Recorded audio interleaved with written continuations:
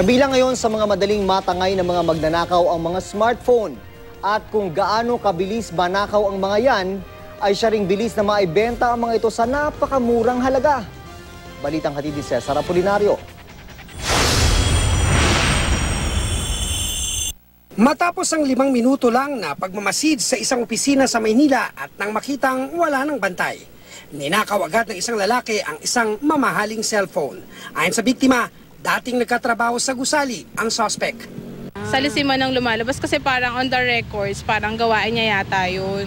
Dahil dati siyang nagtatrabaho dyan, no? Meron po siyang record sa amin na nag-work siya 1991. Pero dahil nagpalag sa gwardya, na-trace din agad ang pagkakakilanlan ng suspect. Yun nga lang, Tinawagan namin wala na po More or less nakatanggal na yung SIM. Siguro pa nabenta na yun. tinanggal na yung Opo, SIM card at opo, nabenta. opo. Ayon sa pulisya, hindi katakataka kung maibenta nga ang cellphone.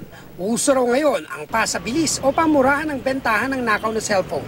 Sa ganyan, ang smartphone na lagpas 20,000 pesos ang presyo, ibinebenta ng mga nagnakaw sa mga middleman sa halagang 1 hanggang 2,000 piso. Ang middleman naman ang magbabagsak nito sa mga maglalako. Tulad sa footbridge na ito malapit sa isang malaking mall sa Quezon City. Dito nagkunwaring bibili ang aking cameraman. Magkano sagad mo? Una ng 4. 4. Eh, paano pala yung charger? Wala kang charger. Bibili kita. Magkano? 100 lang. 100 lang? Baka na ako naman to. Baka madali naman ako dito. Di walang problema. Nang akin ang kausapin, umamin si Migs na walang papeles, box at charger ang mga binibenta niyang unit.